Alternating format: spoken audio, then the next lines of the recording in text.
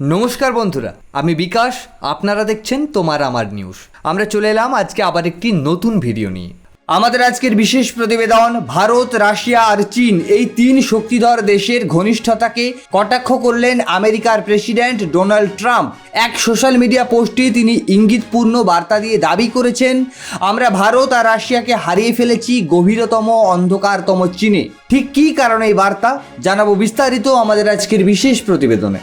সম্প্রতি চীনের তিয়ানজিন শহরে অনুষ্ঠিত এশীয় সম্মেলনে অংশ নেন ভারতের প্রধানমন্ত্রী নরেন্দ্র মোদী। সেখানে রাশিয়ার প্রেসিডেন্ট ভ্লাদিমির পুতিন এবং চীনের প্রেসিডেন্ট শি জিনপিংয়ের সঙ্গেও বৈঠক করেন তিনি। ত্রিদেশীয় এই সাক্ষাৎকারকে প্রথম থেকেই কটাক্ষ করে আসছিলেন ডোনাল্ড ট্রাম্প। শুক্রবার হঠাৎই সেই সম্মেলনের একটি ছবি পোস্ট করেন তিনি। লিখেছেন মাত্র দুটি লাইন, মনে হচ্ছে ভারত আর রাশিয়াকে হারিয়ে ফেলেছি গভীরতম চীনে, এদের ভবিষ্যৎ দীর্ঘ ও সমৃদ্ধ হোক। এই মন্তব্য ঘিরেই শুরু হয়েছে বিতর্ক। কিন্তু প্রশ্ন উঠছে, কেন এই কটাক্ষ?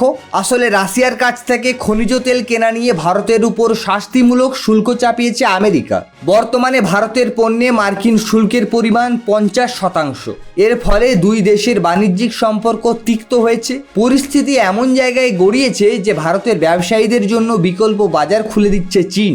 এই অবস্থায় রাশিয়া ও চীনের সঙ্গে ভারতের ঘনিষ্ঠতাকেই কটাক্ষ করেছে ট্রাম্প। পর্যবেক্ষকরা বলছে, ট্রাম্পের এই মন্তব্যে স্পষ্ট আমেরিকা ভারতের সম্পর্কের জটিলতা এখনো কাটেনি, বরং রাশিয়া ও চীনের সঙ্গে ভারতের বাড়তি ঘনিষ্ঠতাই হয়তো আগামী দিনে আন্তর্জাতিক কূটনীতিতে নতুন সমীকরণ তৈরি করবে।